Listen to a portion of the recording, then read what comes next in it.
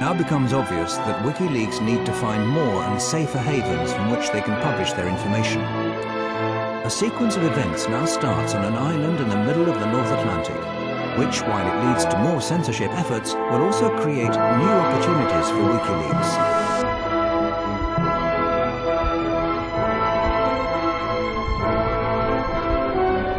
October came, October 2008, and the Icelandic banking system imploded. It lost 17, 18 months over the course of about a week or two. It was essentially one bank per week went bankrupt. Wikileaks obtained material that show how Iceland's catastrophic bank collapses were partly due to cronyism or favoritism, carelessness and secretiveness. When this highly detailed document is put out on the net, the bank launches a counterattack. Well, the first time I heard of Wikileaks was in the beginning of August 2009. I was working as a reporter for the state television when I got a tip that this website had an important document just posted online. The document was the high exposure loan book for the failed Kaupthing plan. It was essentially all of the regulators had been derelict in their duties. All of the bankers had been lying about the actual state of affairs. The bank's management react in panic to the revelations and in a desperate move force the Icelandic judiciary to resort to extreme measures. I was the first one actually to break that story. But the bank reacted in a manner that was quite interesting.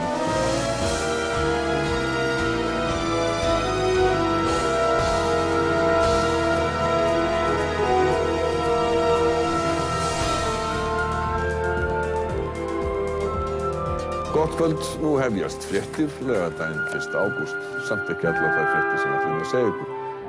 They got a gag order on the state television, actually the first and only one in the history of the Icelandic state television news department. Allir geta nálgast þau á vefsíðunni wikileaks.org, wikileaks.org. The leak lays bare the disastrous effects of the cronyism inherent in Iceland. We had failed as a country because we had not been sharing the information that we needed. We were in the middle of an information famine. That sort of eventually led to this just, let's get the Wikileaks people here, and then when they were here, we just went, okay, is there anything you want us to do? And obviously there was. Welcome to this program. Thank you. Yes, you mentioned to me the dream that we in Iceland we should become a vanguard of publishing freedom. Yes. Absolutely, absolutely. So we see. And they were presenting this idea, which they called Switzerland of Bytes, which was basically to take the tax haven model and transform it into the transparency haven model. Why doesn't Iceland become the center for publishing in the world? Because it's going to be global. Julian and I, we were just throwing that idea out, just declaring on national television that we thought this would be the next business model for Iceland. So that felt pretty weird.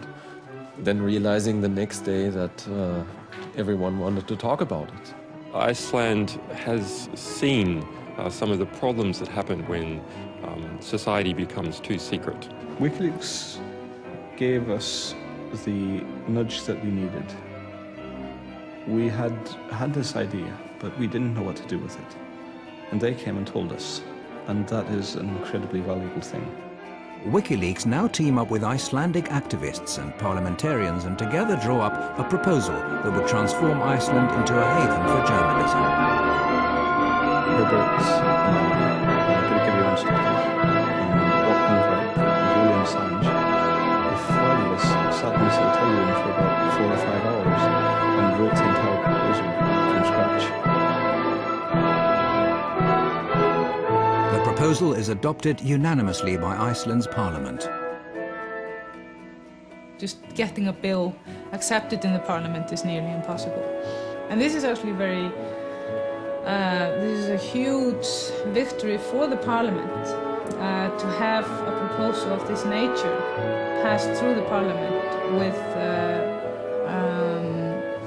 everybody saying yes. It's also a victory for Wikileaks, who are now not only using disclosures as a weapon, but also directly influencing freedom of expression laws. The entire hacker world behind Wikileaks is growing increasingly confident that their visions will lead to an improved society. Well, I think people that are dealing with systems, and technologically oriented people are dealing with systems, they understand systems pretty well. And if you look at society, that's just yet another system. The people involved with Wikileaks are exactly the same as the other people who are fighting this fight, in that they are information activists first and foremost. They believe in the power of information and power of knowledge, and the importance of allowing everybody to have both of those.